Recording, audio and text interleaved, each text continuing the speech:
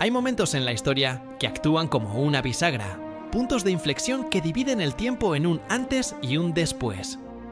El 16 de julio de 1945, en un desierto olvidado de Nuevo México, la humanidad forzó esa bisagra. El sol salió 2 veces esa mañana. Y en el centro de todo, observando la terrorífica belleza de su creación, se encontraba un hombre. Un hombre de intelecto deslumbrante, carismático, políglota, amante de la poesía y la filosofía hindú. Un hombre que, en ese instante, se convirtió en una leyenda y en un alma atormentada. Hoy, en Desbloqueando la Historia, no solo vamos a contar la vida de Julius Robert Oppenheimer, el padre de la bomba atómica. Vamos a intentar descifrar el enigma de su conciencia. ¿Quién fue realmente este Prometeo americano que robó el fuego de los dioses? ¿Y qué precio pagó por ello? Para entender al hombre, hay que entender su mundo. Robert Oppenheimer nació el 22 de abril de 1904 en un Nueva York vibrante, en el seno de una familia que encarnaba el sueño americano. Sus padres, Julius y Ella Oppenheimer, eran inmigrantes judíos alemanes de primera y segunda generación que habían alcanzado una enorme prosperidad. Julius, su padre, era un exitoso importador textil. Un hombre de negocios pragmático y reservado que proporcionó a su familia una riqueza considerable. Crecieron en un apartamento en Riverside Drive, con vistas al río Hudson, cuyas paredes estaban adornadas no con papel pintado, sino con originales de Van Gogh, Cézanne y Picasso. El arte y la cultura no eran un lujo, eran el aire que se respiraba. Ella, su madre, era una pintora de gran talento y una mujer de una sensibilidad exquisita y una constitución frágil. Fue ella quien le inculcó a Robert y a su hermano menor, Frank, un profundo amor por el arte, la música y la literatura. Sin embargo, esta infancia dorada tenía sus barrotes. Robert era un niño prodigio, sí, pero también era ansioso, delgado, a menudo enfermizo y socialmente torpe. Se refugiaba en los libros y en la ciencia. A los 12 años, su pasión por la geología era tal que fue invitado a dar una conferencia en el Club de Mineralogía de Nueva York. Los asistentes se quedaron estupefactos al ver que el Dr. Oppenheimer era un niño con pantalones cortos. La mente de Oppenheimer era como un incendio forestal. Se graduó summa cum laude en química por Harvard en solo 3 años, pero su verdadera pasión era la nueva y revolucionaria física que estaba naciendo en Europa, la mecánica cuántica. Estados Unidos, en ese momento, era un páramo en la física teórica, así que, como un peregrino en busca de conocimiento, cruzó el Atlántico. Su primera parada, Cambridge, casi fue un desastre. La física experimental no era lo suyo. Era torpe y se sentía frustrado. Esta frustración culminó en un oscuro incidente donde, según sus biógrafos, dejó una manzana envenenada en el escritorio de su tutor, Patrick Blackett. Afortunadamente, nadie se la comió. Este acto, producto de una profunda inestabilidad emocional, nos muestra las grietas en la fachada del genio. Fue en Gotinga, Alemania, donde Oppenheimer encontró su lugar. Era el epicentro del universo cuántico. Allí, bajo la tutela de Max Born, se doctoró a los 23 años. Se codeó con leyendas como Werner Heisenberg y Niels Bohr. Publicó trabajos fundamentales como la aproximación de Born-Oppenheimer, que sigue siendo crucial en la química cuántica hoy en día. No solo aprendía física, la estaba creando. Volvió a Estados Unidos no como un estudiante, sino como un maestro. De vuelta en California, en Berkeley, Oppenheimer se convirtió en una leyenda académica. Creó la primera gran escuela de física teórica de Estados Unidos. Sus estudiantes lo llamaban Opie y lo adoraban. Era un profesor hipnótico, aunque sus clases eran de una dificultad endiablada. Podía ser arrogante y a la vez encantador, distante pero inspirador. Pero mientras Oppenheimer exploraba los secretos del universo, el mundo exterior ardía. La Gran Depresión, el auge del fascismo. Por primera vez, el físico en su torre de marfil se vio obligado a mirar la realidad política. Y lo que vio le horrorizó. Empezó a donar parte de su considerable sueldo a causas antifascistas y a ayudar a científicos judíos a escapar de la Alemania nazi. Su conciencia social había despertado. Y esta conciencia lo llevó a círculos de izquierda. Su hermano Frank, su esposa Kitty y su gran amor intermitente, la psiquiatra Jean Tatlock, eran miembros o simpatizantes declarados del Partido Comunista. Oppenheimer nunca se afilió, pero su entorno y sus donaciones lo pusieron en el radar del FBI. Estas conexiones, que nacieron de un idealismo genuino, se convertirían años después en el arma que usarían para destruirlo. Y entonces llegó el descubrimiento que lo cambió todo: la fisión nuclear. La posibilidad de que los nazis, que habían iniciado la guerra y expulsado a tantos científicos brillantes, fueran los primeros en desarrollar una bomba atómica, era una pesadilla que quitaba el sueño a la comunidad científica. El mundo libre necesitaba actuar, y rápido.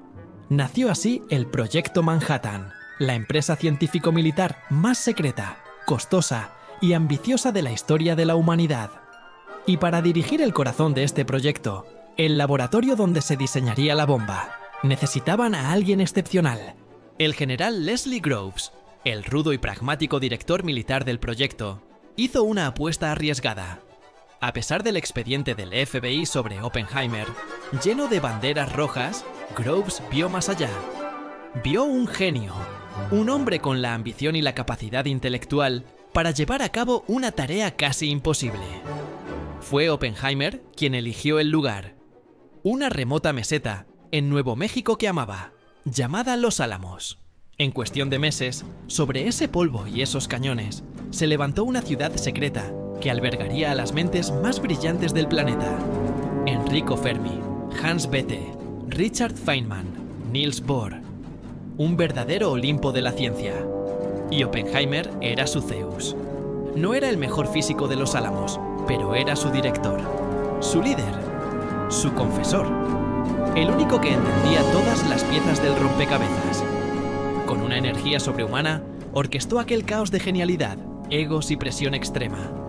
Los empujó, los inspiró y los guió hacia un único y terrible objetivo: construir la bomba antes que Hitler. Amanecer del 16 de julio de 1945, la prueba Trinity. El primer dispositivo nuclear, apodado el Artilugio, esperaba en lo alto de una torre de acero. Nadie sabía con certeza qué ocurriría. Algunos temían que la reacción en cadena incendiara la atmósfera terrestre. Oppenheimer apostó $10 a que no lo haría. En el búnker de control, la cuenta atrás resonaba en un silencio sepulcral. Fue un éxito aterrador. La era atómica había comenzado. Kenneth Bainbridge, el director de la prueba, se giró hacia Oppenheimer y le dijo: «Ahora todos somos unos hijos de puta». Pero la mente de Oppenheimer, el amante de la poesía sánscrita, viajó a un lugar mucho más antiguo y profundo. Años más tarde, con la mirada perdida, recordaría lo que le vino a la mente en ese preciso instante: un verso del texto sagrado hindú, el Bhagavad Gita. Mientras el dios Vishnu intenta persuadir al príncipe Arjuna de que cumpla con su deber, adopta su forma divina y dice: «Ahora me he convertido en la muerte, el destructor de mundos». Supongo que todos pensamos eso, de una forma u otra. La frase no fue una exclamación de poder, sino un lamento, el reconocimiento de que había desatado una fuerza que trascendía lo humano. Menos de un mes después, Hiroshima y Nagasaki fueron borradas del mapa. La guerra terminó, pero el tormento de Oppenheimer acababa de empezar. De la noche a la mañana, Oppenheimer se convirtió en una celebridad mundial. Era el rostro de la victoria. Pero mientras el país celebraba, él se sumía en una profunda depresión. El triunfo científico se vio eclipsado por la masacre humana. Su angustia se hizo palpable en una reunión con el presidente Harry Truman. En el despacho oval, un Oppenheimer atormentado le confesó: «Señor presidente, siento que tengo las manos manchadas de sangre». Truman, un hombre de pocas sutilezas, se enfureció. Más tarde contaría que le dijo a su secretario: «No quiero volver a ver a ese científico llorón en esta oficina. ¡Que se lave las manos! ¡La sangre es mía!». Ese encuentro marcó un punto de no retorno. Oppenheimer comprendió que había entregado el arma definitiva a los políticos, y que él ya no tenía control sobre ella. A partir de ese momento, dedicó su influencia a luchar por el control internacional de la energía nuclear. Se opuso con vehemencia al siguiente paso en la carrera armamentista: la construcción de la bomba de hidrógeno, un arma 1000 veces más potente que la de Hiroshima. Advirtió al mundo con una lucidez profética: si las bombas atómicas han de ser añadidas como nuevas armas a los arsenales de un mundo en guerra o a los arsenales de las naciones que se preparan para la guerra, entonces llegará el momento en que la humanidad maldecirá los nombres de los Álamos e Hiroshima. Los pueblos de este mundo deben unirse o perecerán. Su postura pacifista en plena Guerra Fría lo convirtió en un hombre peligroso para el establishment militar. El héroe de guerra se estaba convirtiendo, a ojos de muchos, en un obstáculo. Y entonces, la maquinaria del Estado que él había ayudado a fortalecer se volvió en su contra. En 1954, en el apogeo del macartismo, a Oppenheimer se le sometió a una humillante audiencia de seguridad. Su objetivo: retirarle su acceso a los secretos nucleares y con ello destruir su influencia política. Desempolvaron su pasado, sus amistades comunistas, sus donaciones, sus amantes. Todo fue utilizado en su contra. Colegas a los que él había reclutado, como el físico Edward Teller, el gran defensor de la bomba H, testificaron en su contra. Fue un juicio kafkiano. El hombre que le dio a Estados Unidos la supremacía nuclear fue declarado un riesgo para la seguridad nacional. Fue una crucifixión pública. Le despojaron de su estatus, lo humillaron y lo exiliaron de los pasillos del poder. Se retiró a dirigir el Instituto de Estudios Avanzados de Princeton, un rey en el exilio. El Prometeo americano, después de entregar el fuego, fue encadenado a su propia roca de remordimientos y repudio. J. Robert Oppenheimer murió de cáncer en 1967. Aunque en sus últimos años recibió gestos de rehabilitación, la cicatriz de su juicio nunca desapareció. Su historia es una tragedia griega moderna sobre la ambición, el genio y las consecuencias imprevistas. Nos deja preguntas que, aún hoy, no tienen fácil respuesta. ¿Dónde está el límite entre el deber científico y la responsabilidad moral? ¿Puede un hombre crear el arma definitiva y luego lavarse las manos? Oppenheimer no fue ni un héroe puro ni un villano. Fue un ser humano brillante y complejo que se encontró en la encrucijada más importante de la historia. Su frase, "Ahora me he convertido en la muerte, el destructor de mundos", no es la de un conquistador, es el epitafio de su propia inocencia y quizás la de toda la humanidad. Su mayor legado no es la bomba, sino la duda perpetua que sembró en la conciencia del mundo. La duda de si merecemos el poder que hemos descubierto. Si este viaje a la compleja mente de Robert Oppenheimer te ha impactado y quieres que sigamos desvelando las historias más fascinantes del pasado, apóyanos dándole a me gusta y suscríbete a Desbloqueando la Historia para no perderte ningún episodio. Encontrarás todas las fuentes y la bibliografía que hemos consultado en la descripción de este vídeo. Gracias por acompañarnos.